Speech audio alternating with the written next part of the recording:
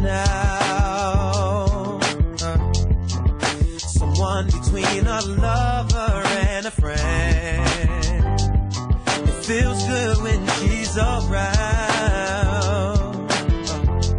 And she's so far from all the others that I've been with. 'Cause I thought I knew what love was, but it wasn't until she came and changed my life.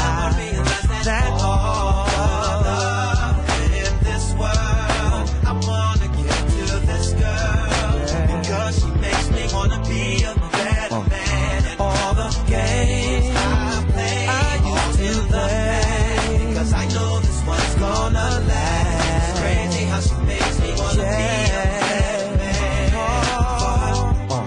When I look into her eyes, I see so much in her that reminds me of myself. And she's so beautiful, body, soul, and mind. And I just wanna be the one to make her feel good in a special way. I'm a hug and tell her how much, yeah, because I know that I will never find another one like her at all. In this world, I wanna give to this girl. Yeah, yeah. She makes me wanna be a better. She make me wanna be a better man. I play because I know this one's gonna last. It's crazy how she makes me wanna be a better man. Listen, when it's said and done, you wanna be with someone who's gonna be there for you when all your chips are down and no one's around. And when, no matter how hard it gets, she will always be by your side to comfort you like only a woman does. And that's why in this world, I wanna give to this girl, because she makes me wanna be a better man. And all the games I play are in the past, 'cause I know this one's gonna last. It's crazy how she makes me wanna be a better man. And all in this world, I want to give. She makes me wanna be a better man. All the games I play are in the past, because I know this one's gonna last. It's crazy how she makes me wanna be a better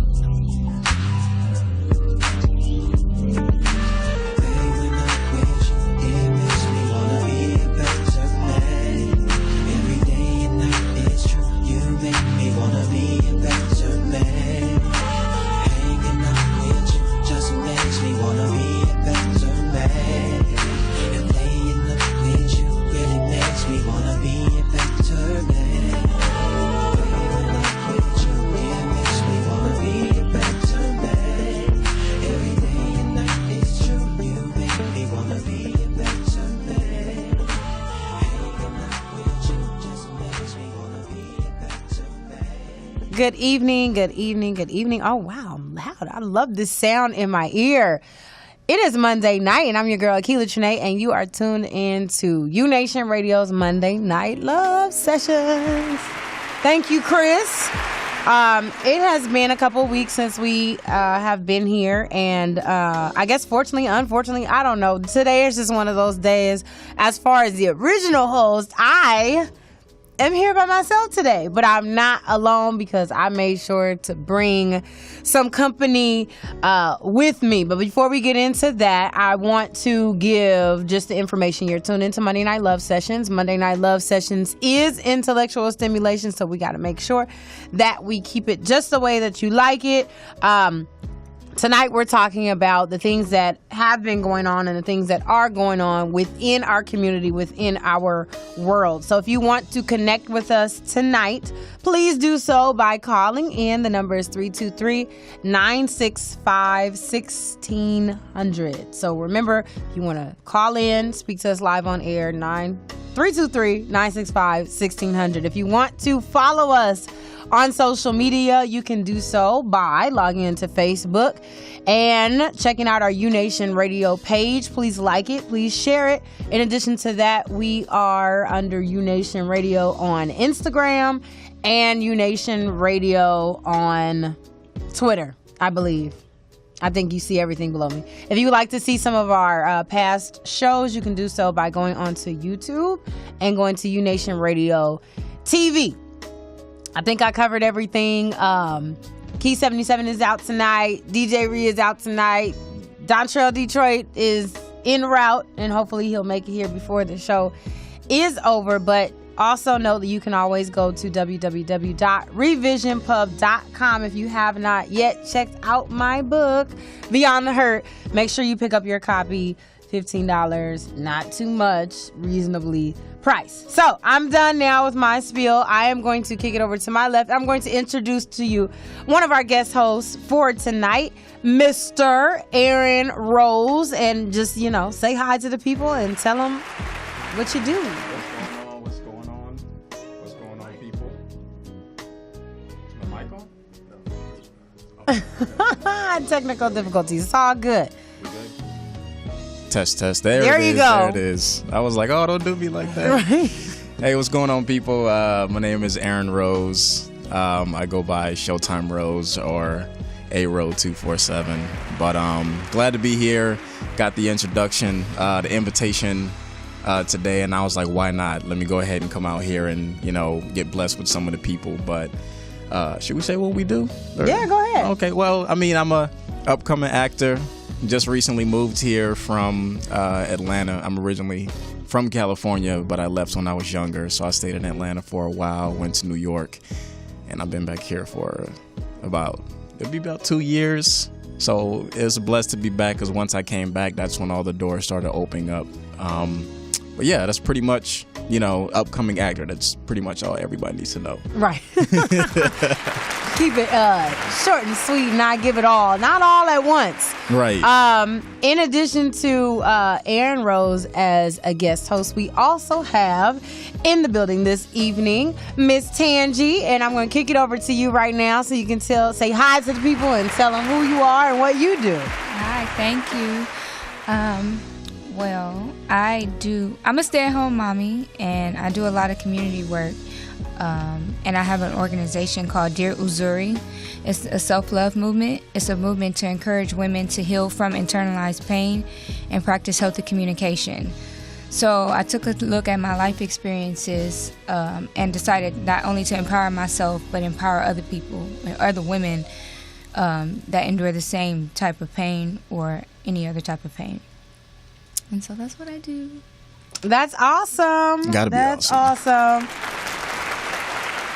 So the beautiful thing about, and I'm just going to share this with the people, the two guests that are here, is actually that I was able to meet and connect with them through two really good friends of mine that I actually went to middle school and high school with. And so you never know, like, the connections that you make with people and how you can really just be connected to other people just by, keeping in touch. So shout out to Anton, shout out to Beezy for sending your people my way, because it's all love. So I appreciate you all for being here, so I don't have to be here alone. Thank you. You're keeping me company.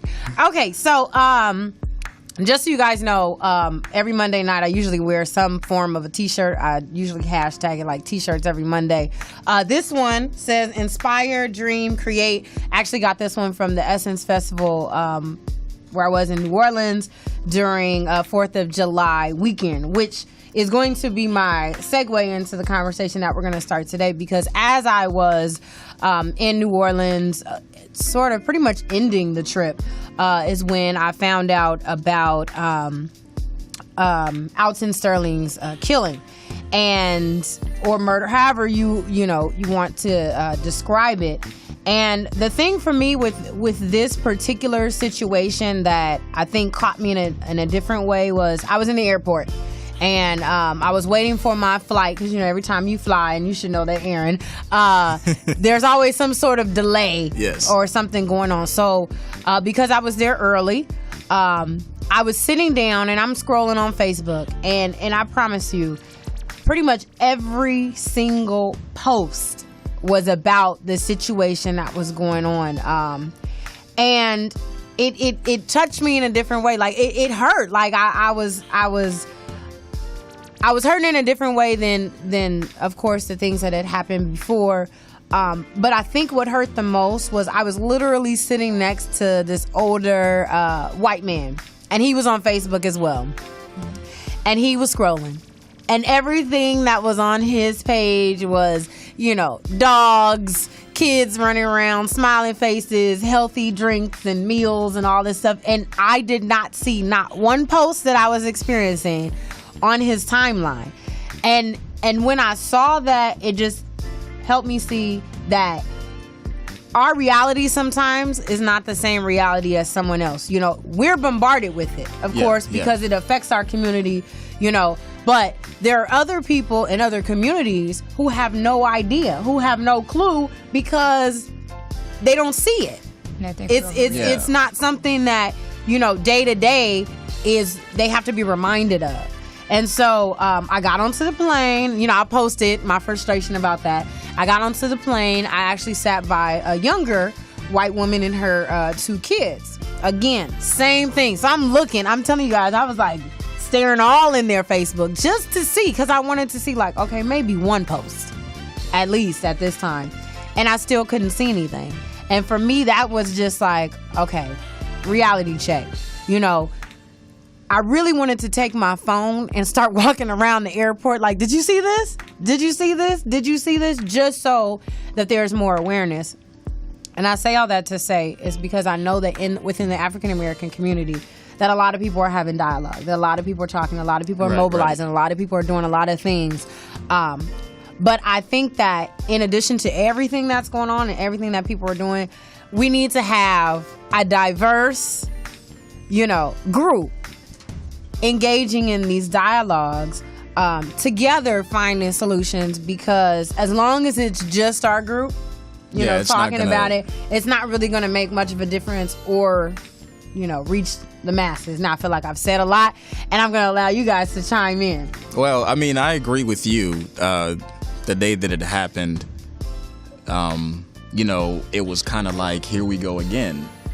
But this time it was completely different and it's really sad because no matter how many cameras we have on, no matter how many people are watching, it's like we already know as black individuals, or anybody who's not even black who actually sees it and open their eyes, we know, okay, what's going to happen is, and I saw a post that someone put, and it said, black man gets killed, cop gets on vacation, nothing happens, and then at the bottom it says repeat. Right. And I was like, that's deep, because that's exactly what happens. No matter what happens, if you look at the media and the news, it's like, okay, it could be 50 cameras around that gets every single angle. And obviously you could see, and I was watching it. The guy, they said they got a call. The store owner even told the cops, this guy is cool. It's not the right one. But the cops just decide to say, well, we're going to go bug him anyway. And here is a guy, he's not perfect. Nobody's perfect. But they decided to just rush him, because when the camera starts, he has his hands up. He gets tackled. He's on the ground. And the sad part about it is a lot of my friends, just like you said, some posts, like my non-black friends, they'll have dogs, cats, other stuff, rainbows. It won't even pay attention to them. But if they do talk about it, unfortunately, and these are friends that I'm cool with, they can't see the light. They always say, well, let's look at what he did. And sometimes we have to remind him it's not about what he did. He's living a normal human life like everybody else. But I don't think a cop, because my whole thing is this, and I call it, you have a Batman utility belt. You got the gun, the taser, the handcuffs, everything you need, the training. You're supposed to have the training. Your job is to, if you get a call, assess the situation. And then if a person turns violent on you, you need to definitely, handle it that way. But nobody should end up in a body bag. Your job is to, hey, we just want to check to make sure the situation is okay. And if you look at other videos like on YouTube and you see other races, like particularly white, I've seen videos where guys will be waving guns around, beating up the police. I'm talking about, and the police they'll just try to calm them down. They'll wrestle them. They really won't be violent. And they'll apprehend them, they'll go to jail, and then they'll get out. But when it comes down to being a black individual, it's like their mindset is kill, kill, kill. You're a bigger guy, I might not admit it, but I'm afraid of you. And my job is to, I don't care what happened, I see you as a threat. And I wish that I could actually go inside their mindset to see what we see. Because when I look at everybody, I just see a person. You don't become a threat until you come after me. Right. But I'll say this, just to interject for a second. I am a teacher. I work at a school with high school students. And one of the things that I notice is when teachers who have to deal with minority students, most of the time, they may kick them out, because they may feel as though their actions are threatening, or they get loud, or, upset, or whatever it is that they may do. Some of the teachers who are non-black, sometimes they feel like the students are being aggressive, or when they start cursing. And we know, okay, a lot of this should be taught in the home. So in no way am I condoning any African-American child, boy or girl's behavior. However, there's a difference when you're dealing with your own culture. You kind of have an idea of how to approach a situation. There are certain areas, people that I can be in a group with, and I don't feel threatened. Right. I know someone may be upset. I know he may be on one or turns up, whatever, but I don't necessarily feel threatened in that situation because I would know how to approach it because I'm familiar with it.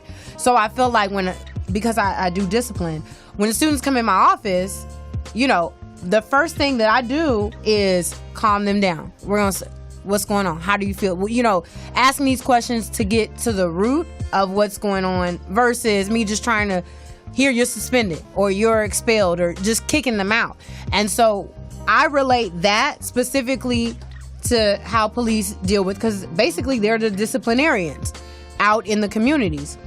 So if they were comfortable with dealing with cultures that were other than their own, then I think that the situation would go differently. Yeah. But if you see a white cop interacting with a white person, of course they're going to be more comfortable in that situation because they know how to deal with that. Yeah. They know how to approach it. When something is unfamiliar, naturally you're going to get a little scared, like, okay, well, I'm not sure. But I always tell, and I was having this conversation with some of my male friends, like, if I'm walking down the street, and of course if it's at night, as a woman, I'm going to kind of be looking for everything that's coming around. But based on how somebody is dressed, based on their approach, their size, and all that will determine how I feel about it. If I'm walking, I might just see a random white man, I mean, like, oh, okay, whatever, it's a white man. Or if I see an Asian guy, oh, okay, it's just an Asian dude. Now, I'm still going to be cautious, looking over my shoulder, making sure the situation is safe.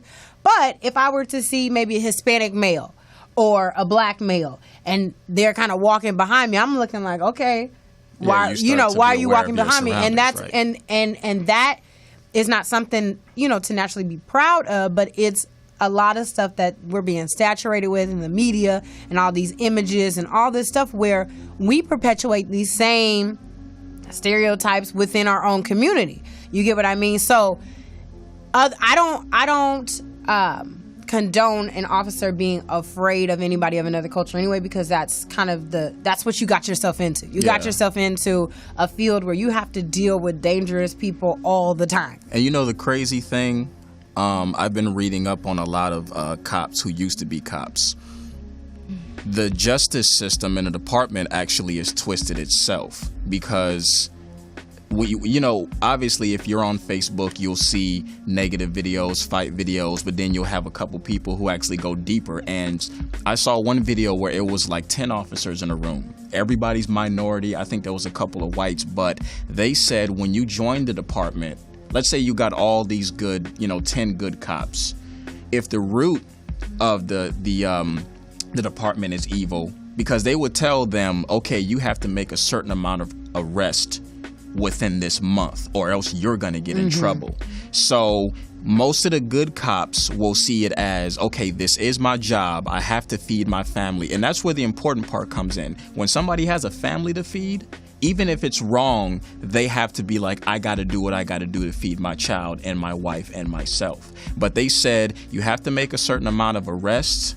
And they said the best areas to target are the minority neighborhoods, blacks and Hispanics between the ages of 15 to 19. So it's like, unfortunately, most of these cops know it's wrong, but it's like they have to make quota.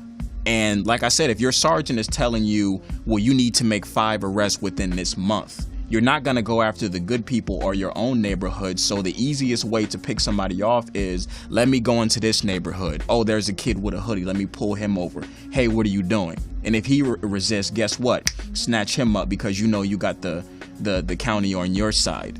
And it's really, really sad that we have to be like that. And just like how you said, people fear what they don't understand. I forgot who said that. I think it was in a movie or something. But when you don't understand something, you fear it. And the reason I think we as minorities are able to be free and understandable about everybody, because we get to know each person. But unfortunately, you have some of those races that just decide to keep within themselves, and they only go off of the media. Instead of you actually having minority friends and you only stick with your culture, and all you see on the news is these black people are negative, they're this, they're that. That's all you're going to have to go off of. So in your mind, you're being programmed that black people are terrible. So you're automatically going to be like, well, I don't want to get to know them because look at what's going on in the media. And it really hurts me, because going back to my friends that I love everybody. I have a greater understanding that some people are not going to understand.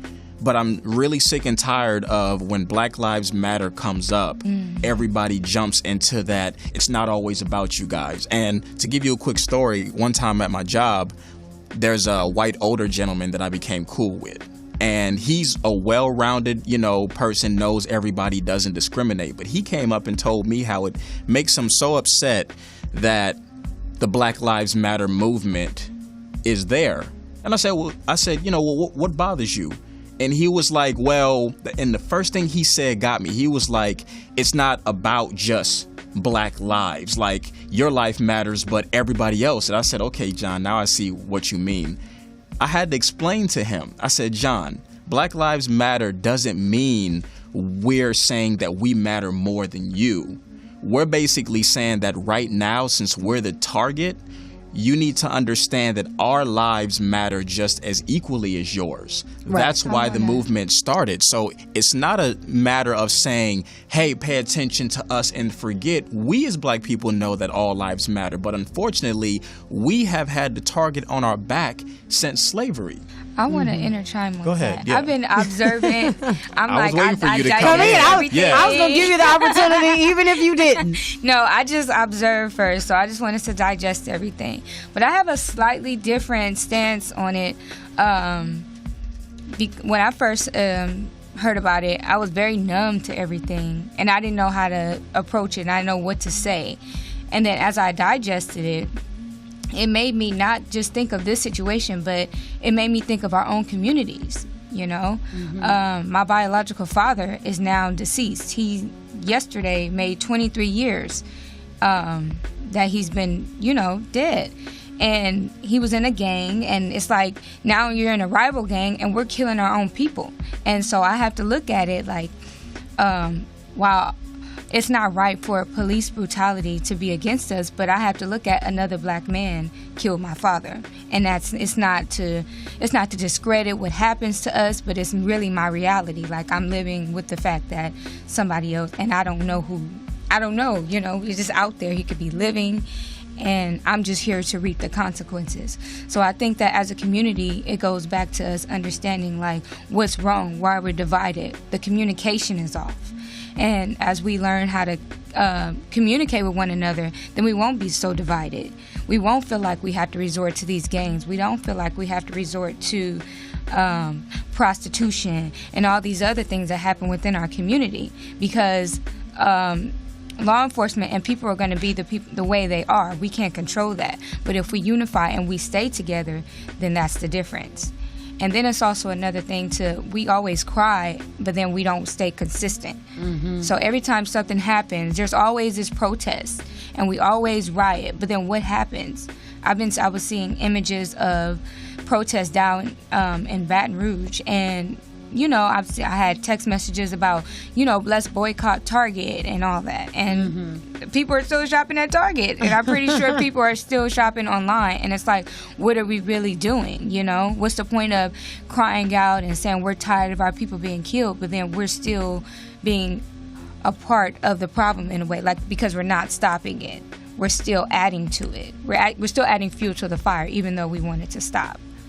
And the interesting thing about that too is if you pay attention, we have this whole what do you see you have Chinatown everywhere you go. Mm-hmm. You have of course, I don't want to say the whites have their own, but everything that's not is theirs. You have the Spanish community, they have their own. But I want us to come together, and the crazy thing is, even though these deaths took place, I don't know if you guys know, but there's a movement going around to where there's a lot of black-owned businesses, and people are starting to spread the word to say, we have to put money in our own community. Because don't get me wrong, I love the fact that we're a mixing pot, and I want everybody to be on the same page, but we still have to take care of our own because no one else will do it. So instead of putting all our money into these gold chains and other companies, because I think the Asians, they basically say that we're liquid money because we're who owns the hair shops? It's the Asians. It's not we own it. They have the wigs, the accessories, everything we need. Mm-hmm. So it's like $1 billion industry. Yeah, and it's like we love our clothing, we love our hair products, we love everything. But it's like one thing we definitely have to do is put our money in our own community, because if we're spending this much, imagine what we can do if we, put it back in ours. Because I'm tired of going into the ghetto or just any place. You'll see the bad roads. You'll see liquor stores. When you think about it, liquor stores aren't in the nice neighborhoods. They have wine places. Right. They dress it up to say a certain thing, but they put the liquor stores in our areas. They put the bad food in our areas. And it's like I'm sorry, but marching is not doing enough. Rioting definitely isn't doing anything. And this new generation, they don't want to be peaceful anymore. They're like, look, you guys tried the peacefulness, but we about to come up in arms. I've seen so many posts, that people are, and I'm thinking in my mind, like, no. No, we don't want to start killing people. We don't want to perpetuate what's already going on. Like, no, what this world needs is love. And I know it sounds cliche, but at the end, but at the end of the day, it's like we literally just need to learn how to just love people. You get what I'm saying? And once you learn how to love people, it doesn't matter who cross your path. But the thing that I find that's funny is, before like all this stuff started happening, I never really heard about black people who just wanted to go out and just kill white people. Like, that wasn't just, you don't wake up and you're like, oh, I just want to kill white people. You get what I'm saying? Like, and I think that even if blacks and whites were in a situation where, I don't think that the first mind would be, let me, kill this person because I'm in fear of my life. You get what I'm saying? But the reverse might be, there is actual fear, of African Americans. And it's not just all African Americans. It's really a certain type of African American male. Because if you look at a lot of the males that have been killed, the unarmed or armed or whatever, they fit a certain prototype. They're large in stature.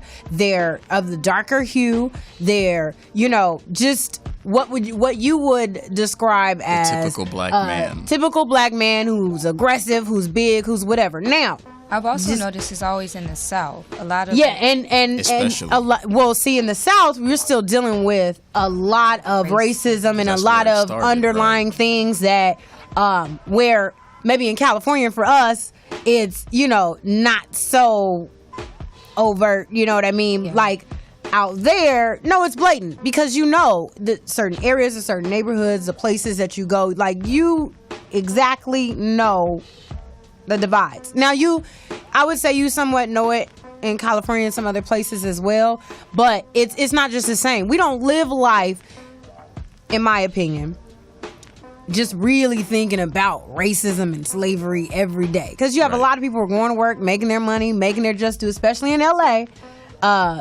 doing what they need to do. Whereas maybe in the South, it's very clear. It's very evident as to, okay, this is what you're going to be doing. This is the job that you're going to be able to have. These are the jobs you won't really be able to have just because that is the culture of that state. But one of the things I just wanted to address about the Black Lives Matter. So when I first heard Black Lives Matter, let me tell you, I didn't think of it. No part of my mind went to, it's just about black people. No part. When I heard it. But then when I'm hearing all these other people saying like, oh no, all lives matter and all the other stuff or whatever. And I'm like, absolutely all lives matter. And I heard it best. I like this analogy.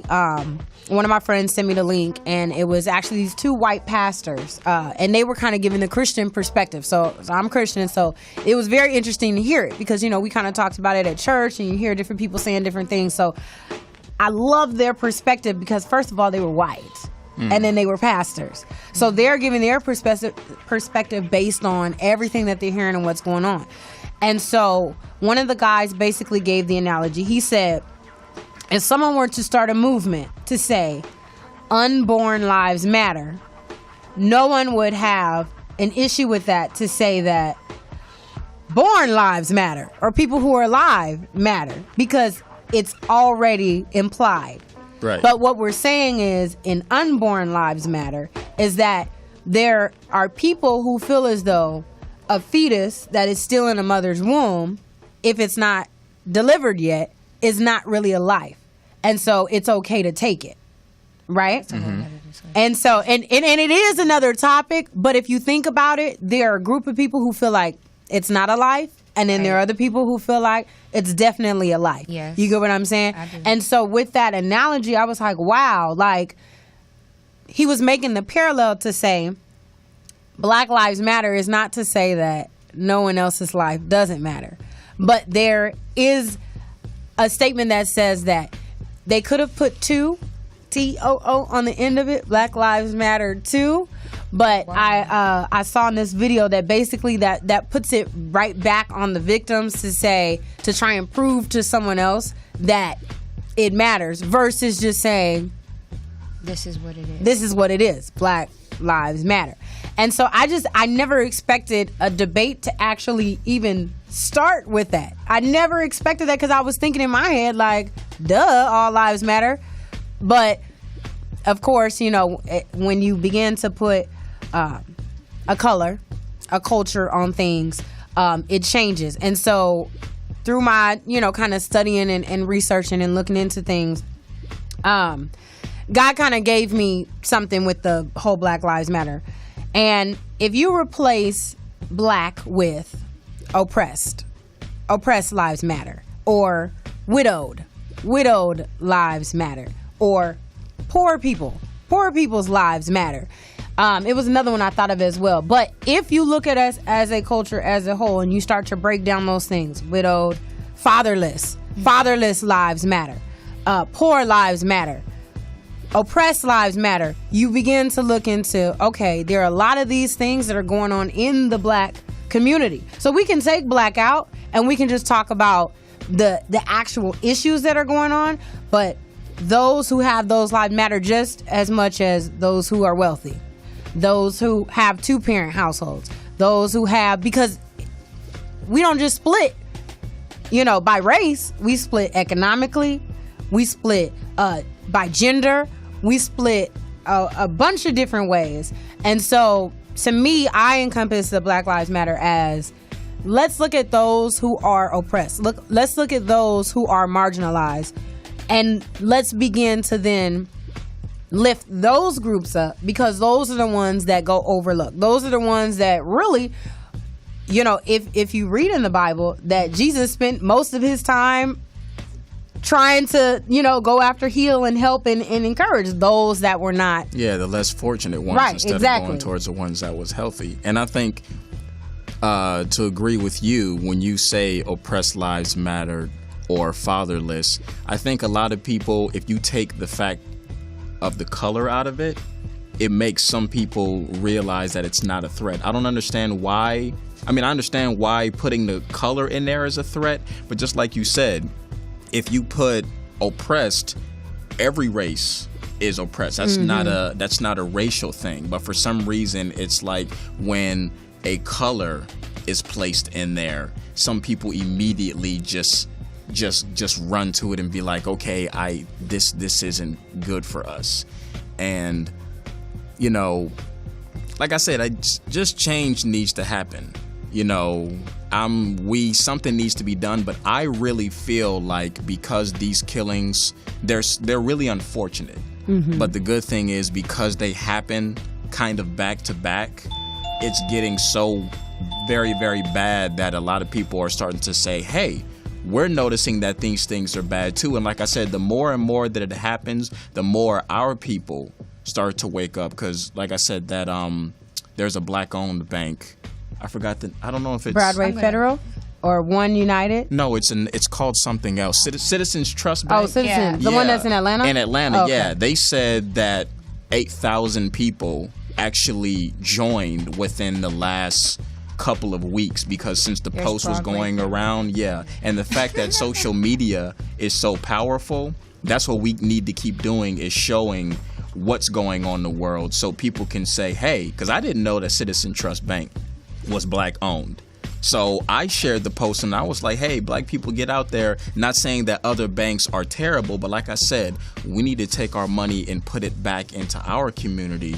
And that way we can actually stop worrying about them doing something for us and we start doing for ourselves. I think that's beautiful. I just went, as you were saying that, I came across something that I had screenshotted. So Broadway Federal Bank is a black-owned bank Absolutely. out in LA. But I was reading this book, and it was saying how, just in general, how over 90% of businesses fail within the first 5 years. And so that's a huge number, 90%. And if within the black community, they're not, like, they're limited resources. It's not that we don't have resources, but we don't know about a lot of resources within our Absolutely. community. So if we're limited on the what information we have, how do we expect to, or how do you feel like we plan on keeping our business alive? Right. To continue to support each other, because there are a lot of, there's debates. Some black businesses are overpriced and all this, and so that's why they choose to go another route. But it's like, how can we continue to keep everyone along the path of supporting each other? I'm glad you asked the question, and we're going to come back and answer it Okay. after we take a quick break. Chris, whatever you got, play it. One day, when the glory comes, it will be ours. It will be ours. Oh, one day, when the war is won, we will be sure. We will be sure. Oh, glory, glory, glory. Oh, glory, glory. Hands to the heavens, no man, no weapon formed against, yes, glory is destined. Everyday women and men become legends. Sins that go against our skin become blessings. The movement is a rhythm to us. Freedom is like religion to us. Justice is juxtaposition in us. Justice for all just ain't specific enough. One son died, his spirit is revisiting us. True and living in us. Resistance is us. That's why Rosa sat on the bus. That's why we walk through Ferguson with our hands up. When it go down, we woman and man up. They say stay down, and we stand up. Shots we on the ground, the camera panned up. King pointed to the mountaintop, and we ran up. One day, when the glory comes, it will be ours. It will be ours. Oh, one day, when the war is won, we will be sure.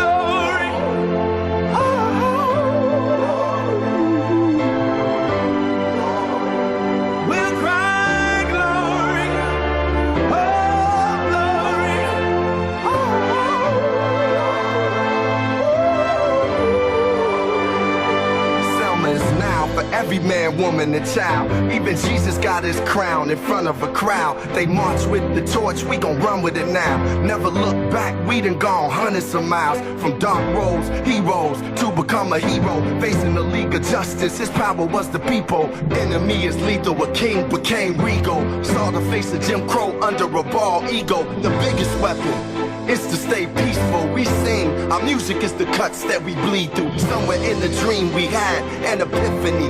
Now we right the wrongs in history. No one can win a war individually. It takes the wisdom of the elders and young people's energy. Welcome to the story we call victory. The coming of the Lord, my eyes have seen the glory. One day, when the glory comes, it will be ours.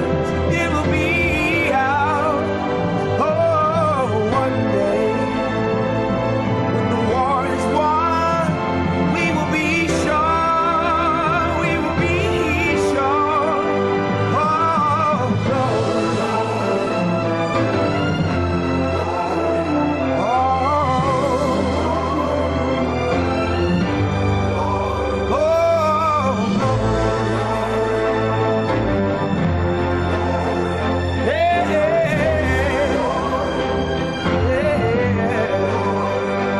when the war is won,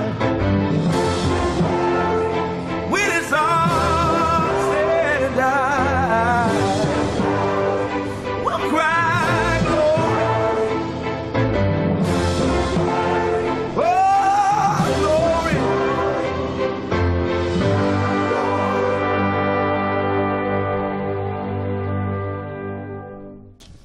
Oh, and we're back. And somebody else joined us, a familiar face. And so most of you are probably going to see this on the playback for YouTube. So let me apologize for if the connection has been weak or it has been bad. But please tune in at a later date if you need to on YouTube, U-Nation Radio TV, to our page to see this show. Again, the number is 323-965-1600. If you're still with us through all the buffering and you want to call in and join our conversation, you can like press pause on your computer screen or your phone and just call in and just chat with us. Detroit. How are you? I'm good. How are you? It's been a long day. Awesome. So you can just hop in there. You don't know what we're talking about? You gonna ask me a question? Nope. Then I don't know what you're talking about. Aw, get it together. Well, you just hop in when you feel the time. But Tangi had asked a question before we went to break. Do you want to reiterate? Do you remember? It was basically, if we're so divided, how do we expect to stay on the path of supporting one another? Because there's been a lot of sharing of this business, this black-owned business, and have you seen that all on Facebook? Like, yeah. Go support this. But I was also mentioning that I was reading this book, and 90% of businesses fail within the first 5 years. Mm-hmm. So knowing this statistic and knowing this, and also knowing that the black community, there's limited resources that we know about within the community. So how can we continue and build on a business if we don't know where to start? I was about to say, well, it's really just information. Because if you got the text, they told you, it gave you the problem and what not to do, but it didn't give you or provide you with a solution. So it said boycott Target, boycott this, don't do that, but it didn't tell you all the places to go. Right. And so with us being divided, and that's that, which is a shattering stat of 90% businesses failing. With that being true, I mean, it's going to be hard to do. This is not like, it's not like here, especially where, it depends on where you are. Like here in LA, if that's a mass text that's going around the world, then it's really only affecting LA. And other places it's easier, whether you're in Baton Rouge where it happened, or if you're in New York or different places, because those places have culture and there's a litany of black businesses that you could just walk down the street and say and choose over, which are probably doing better than any other business anyway. Yeah. Out here, it's not going to be the same, because out here is the mecca of business, corporate businesses and where small mom and pop shops don't really thrive out here. I mean, unless it's a barbecue joint or a hamburger joint. You know what I'm saying? There's nothing that's really Has to be something we eat. right. But I'm just saying, you know, you can find it's hard to find somebody black owned with a fitness joint. The only person black owned fitness joint I know I think is LeBron's wife. But let's even bring it closer to home. We have Was it grocery stores? there are people who literally that we know, you know what I mean, or that we're connected to that are trying to start up their own businesses or have their own this or have their own that. And oftentimes, unless you are a close friend or even family member, and even sometimes that doesn't matter, most of the time people will be like, no, I'm cool. The only time they might go and really, really try to support is if there's some sort of tragedy that happens. Because I think about all the times when all these tragedies happen around the world, and people are like, okay, go fund me, send some money here to support this, which is fine, which is absolutely great. However, when somebody sends out a mass text message about, I'm putting on this fashion show event, please come out and support or whatever, most of the time people are like, no, I'm cool, I'm good.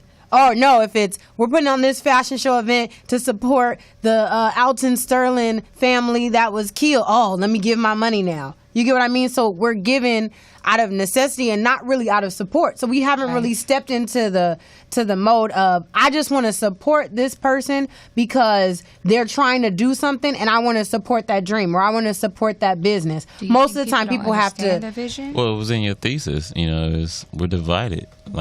That's how we live out here. Period. Point blank. I say it all the time. The best culture that we have out here is our gay culture. Yeah. Period. They'll support anybody within their community, and no matter what they're doing, because they have to, and because they love to. And so, but we don't. Outside of that, we don't unify like that. But they're exiled to a place, so it's like, well, this is us. This is where we are. They have their whole neighborhood, which is a lovely place, by the way. So it's like, now if we were like that, if everybody was like that, it'd be cool. But even when back in the day when people would start up black-owned businesses, either it wasn't up to par, and then if it was up to par and it was worth it, then the homies or the family or the friends didn't want to pay the necessary price, didn't think it was worth it, and it kind of takes you back to Jay-Z's plight. And I don't really deal with Jay-Z like that, but then again, he has a point. You gonna get mad at me for charging you what I'm charging you, but I'm gonna give you more money to the dollar or to the cent than what anybody else is going to give you, which you faithfully buy. When the next iPhone drop, you're going to buy it. Apple Music is out, you're there. Spotify is out, you're there. And they're not giving you YouTube just ripping you off. Right. But they're not nearly going to pay you as much as I'm going to pay you. I had a friend that was on all those mediums of music, and had a song out, Drinking My System. All right. Damo. And he was on all those and he had got paid from them, but it wasn't nearly as much. It was more so from shows. He signs up for Spotify, and the next week he has a great amount of money. And so, but to everybody, all his fans are mad. Well, we support you with everything. Why should we have to sign for? Why should we have to pay for this? Why should we?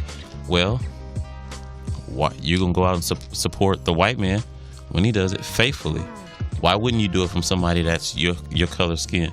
Why not support me like that? Because you're going to put into me, and it's really me just putting back into you. But as we don't think it's worth it for our own color. Yeah, and the one thing that I notice that's really sad is when we are starting up, like let's say if I start my own business or someone else, we tend to go to our black businesses, and just like you said, if it's one price, because when you're a business you have to start out kind of high price to make enough money, but we tend to go to that business and ask for handouts or say, hey, can you give me a discount or can you give me a deal? And it's like we don't do that towards everybody else. Sure, you have other nice qualities, like if you go to Nike or Gucci or anybody else, you're not going to go in there and say, can you break me off a piece, or oh man, that's too high, I need you to drop the price. We tend to go into our own communities and do that, and that's a really big problem, because it's like I'm trying to get my stuff off the ground running, but I can't keep having you guys saying, oh well, this is too high. That's the whole point of me starting up. So I have to have a certain price, because if I'm putting all my hard work and everything's being handmade or whatnot, I have to succeed just like you. But like I said, we have a tendency to say, well, I don't know that brand of shoe, I'm not gonna buy it. I don't know that brand of clothing, and I don't want to be made fun of. Because one thing that I noticed growing up, I grew up in black, white neighborhoods. I'm like, every culture I was always around. But then when I went back to Atlanta after being in Florida, I felt like an outcast, and because I didn't have all the name brand stuff, everybody had that mentality to where, bro, you don't wear Jordans? What's wrong with you? You don't have this name brand, this, that, and the other? And I'm actually glad that I didn't grow up having that, because I was more diverse. I was able to actually realize that it's not the clothes that make who you are. It's actually the person. But the whole thing was everybody's so drawn into, I'm afraid to have my own style, that I'm gonna be like everybody else. Since everybody black is wearing Jordans, I don't want to come and wear something new because they're gonna joan me, or they're gonna basically put it in everybody's face like, yo, look at what he's wearing. Because that's what they did to me, and I had to basically let it not get to me. And so be did like, you continue wearing your own style? Did you buy some Jordans? No, I continued to wear my own style. Because, I mean, for one, I didn't have a job, so no matter how much fun they made, it's not like and it didn't It wasn't hit gonna me. change it. Yeah, it's I hear not you. like I was like, oh, I'm so pissed off, I'm gonna go get a job and do this.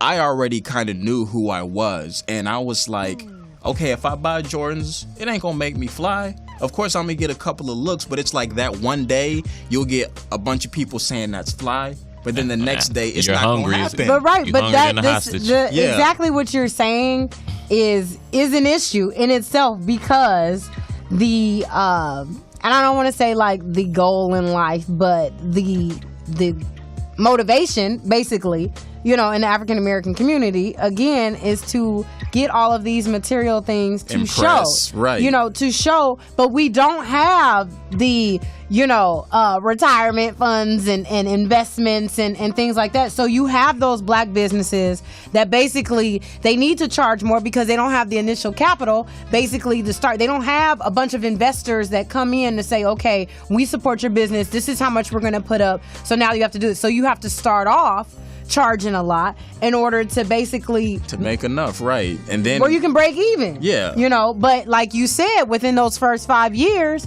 most of the time they're not going to make it because, again, we have to spend so much time convincing everybody that this is a good idea, because that's you know the what? other issue. Everybody's going to have a bunch of questions for the black business because, and let's be honest about it, there have been, I know in my experience, I always try to, okay, let's use the black company. When I'm, even with schools, let's use the black company and let this black company come in, and now business isn't right, books aren't right, information is not right, you know, you can't get in touch with people, and so the business ethic is all wrong too. So I mean, it's not just that people just, okay, I see black people, I don't want to support them, but we also have to come correct and step our game up when we do business. Yeah, you know, that's be true. on time to meetings, be on time to these different places, be early, you get what I'm saying? Don't just meet anywhere, but actually have things set up. But we don't necessarily function like that. So when somebody is coming in to work with you or to see you, people are viewing us in every single lens. You get what I'm saying? It's not just us in the community in the hood and violence, but they're also looking at, okay, you don't think people watch as these African American women go into these hair shops and nail salons and how they interact with one another? There are certain nail shops I will not go to because of how women act within that business. You get what I'm saying? Yeah. And it's terrible. I don't want to go there. I don't want to go there if somebody's gonna be fighting and carrying on and yelling at the, you know, the business But owners. it's a mindset, as you mentioned earlier, it's a mindset that we carry, and we have to figure out where that mindset really came from, where really stemmed from. Someone mentioned earlier, but slavery. You know, it plays a big role, and we have forgotten who we are as a people and as Some of us individuals. never knew. Yeah, it's a point of not knowing. Like, for instance, a lot of people don't know about Black Wall Street, and that's one thing that definitely didn't teach us in school. And it's interesting. Not going to, and they take it out of the books. Yeah, once I left school, I learned more knowledge about our history from social media. And of course, you know, one thing, and I always tell people, if you knew that a race was kings and queens and they can be on top, because one thing I love about our culture is even though we have to work 10 times harder, we still come out on top. Yeah. And that's a threat to a lot of other races. But a lot of people didn't realize that at one point, just like a Wall Street is today, Black Wall Street was actually 10 times better than that. But unfortunately, a lot of people who weren't minorities, like whites, got upset and trashed the buildings. They blew the buildings up. They killed a lot of people. We had our own banks. We had movie theaters. I mean, we were thriving, just doing great for ourselves.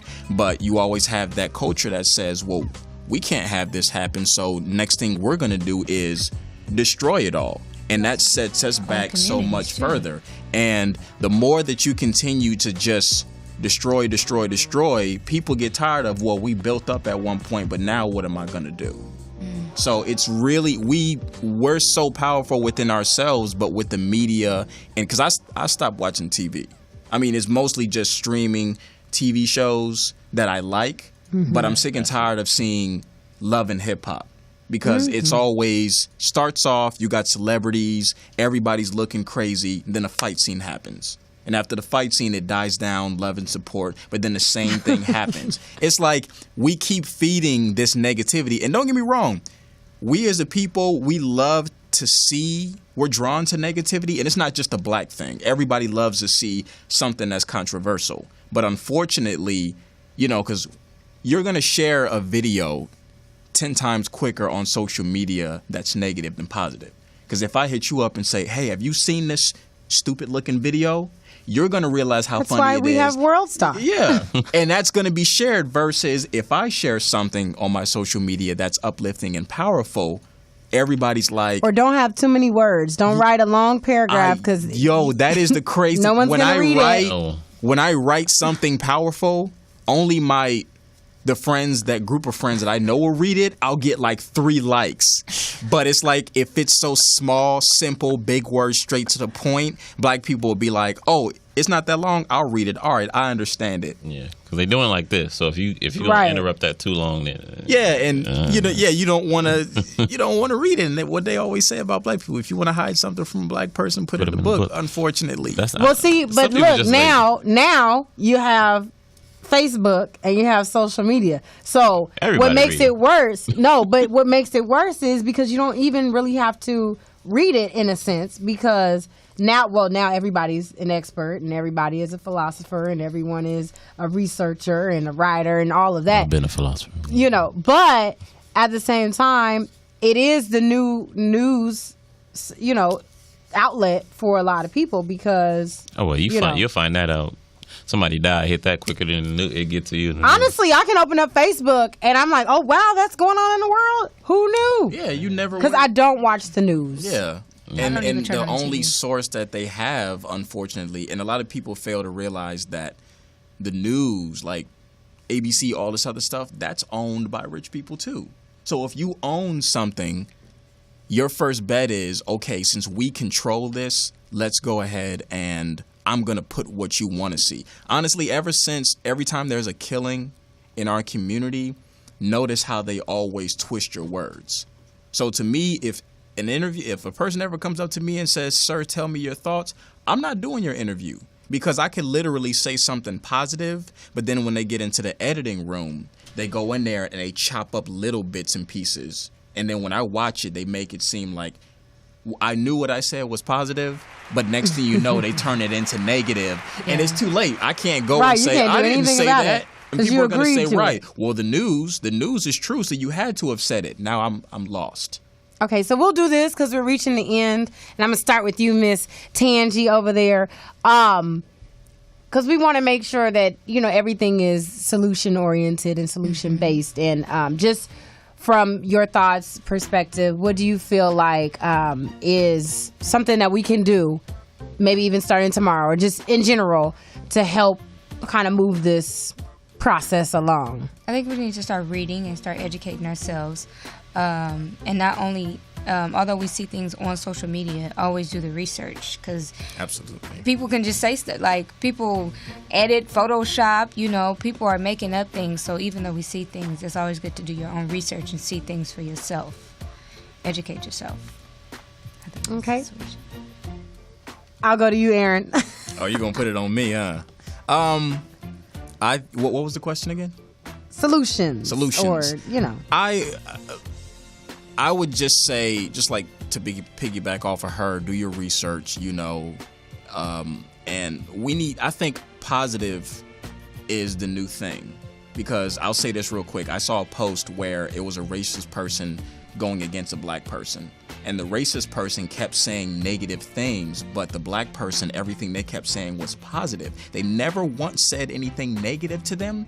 And within that conversation, because they screenshotted everything, that white person who was racist slowly started to die off with hate, and they just started having a normal conversation. And I was like, wow, that really is powerful, because when you're yelling and screaming, and you're yelling and screaming back, that's fuel to the fire. But when you extinguish that, and I remember one guy said, when someone gets upset with you, instead of getting mad with them, just say, God bless you, my brother. God bless you, my sister. There's nothing you can say back to that. You can keep cursing at me, but eventually I don't have anything to say if you just keep saying, God bless you. Right, you're not adding God any bless fuel you. to Right. it. So to end with me, we just have to keep being positive like Dr. King and spread the love, no matter how hard it is. Detroit. I don't know. Wrong question to ask me. I'm just agitated. You're just negative? Is that what you're saying? I'm not in a solution mood. No, I'm man. all about burning buildings, huh? I've lost 2 people this week. And Oh, man. Sorry to hear You that. know, rest in peace to Ray, who I coach his son on Saturdays, and his son saw him die in the barbershop. And then the very next day, to the homie Speedy, who I grew up with, and a lot of us grew up with, got the next day, who had a good job. I just saw him a few days ago. He worked at Cedars. And I said, when's the last time you've been to the hood? He said, I stay away from the hood. I only go back when I go to see my mama. When he went back to see his mama, and he got killed. Wow. And so I understand that we have the Alton Sterling situation and the Castillo situation, but honestly, I really don't care, and I don't want to hear it, because there's no way in hell we can say Black Lives Matter if they don't matter to us. Like if we're going to kill us, then you might as well allow the cops to kill us. Yeah. And into that segue, that's not a war that we want. You don't want a war with the cops because they have more resources. They don't outnumber us, but they do outnumber us because we don't stand together. So if we ain't even gonna stand No, together, if you're trying to fight the cops, they're going to bring in the military. right? But that's what I'm saying. But even if you want to play the numbers game, it's like that would work, but we don't even stand together to do that, because half of us is gonna be like, you go ahead and fight them, and the other one's gonna be like, yeah, we gonna fight them. You know, so I'm like, killing cops ain't the solution, because it ain't all black people that's bad, and it ain't all cops that bad. So Right. just stop shooting, stop killing people. Like there's no reason for anybody in this world to play God. Like, and then like you're either dead or gone in jail. Like, gangs were so much different back when Malcolm and everybody else were doing it. They were positive things. They were to help out communities. So how about we do that? Because there's too many fatherless kids growing up by way of us, and it's inexcusable. It's inexcusable. And so I could go on for days. You know, I was ready to go on a tangent. But Well, I'll say this.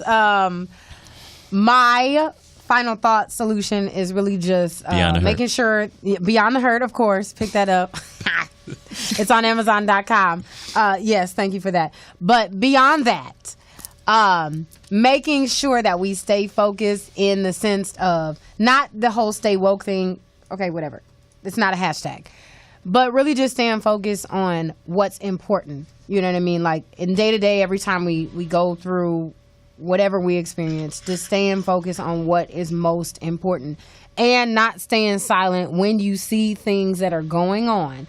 And that's specifically for African Americans with the things that are going on in the communities.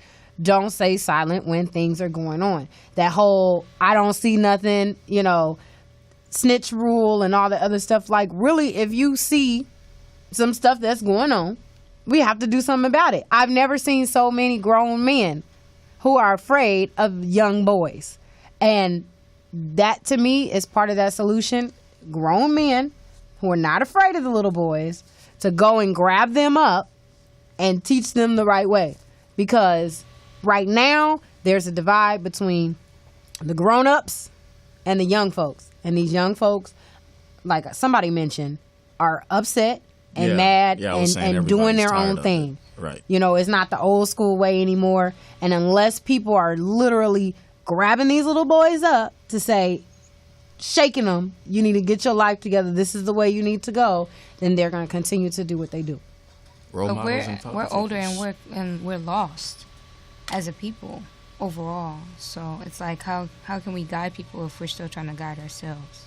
Well, that's true. You got to just take a little piece of the little that you have. You know what I'm saying? Because you said you're a stay-at-home mom. Yeah. So you have a daughter, you know, that you have to raise. And so everything that somebody sold into you, you have to take those bits and pieces and sew it into her. Because the world is going to give her all the rest of the stuff too. But she has to be able to think back to that one person, even if it's just the one person. Even if I don't know anything and I see a young boy or a young girl doing something just outlandish, crazy, I have to be able to say, like, look, okay, that's probably not the best idea. She might curse me out, but I can't be, afraid of that. Be accountable. Yeah. I agree. So, from Tangi, and again, Aaron. What was your screen name when I saw it? It messed me up. He was doing something with the letters. I thought screen name. And Akilah Trinae, this has been Monday Night Love Sessions. Please wake up and we can end this depression. We're about to get up out of here. They're killing us, but she's about to kill us softly. C Slim, cue us up. Yeah!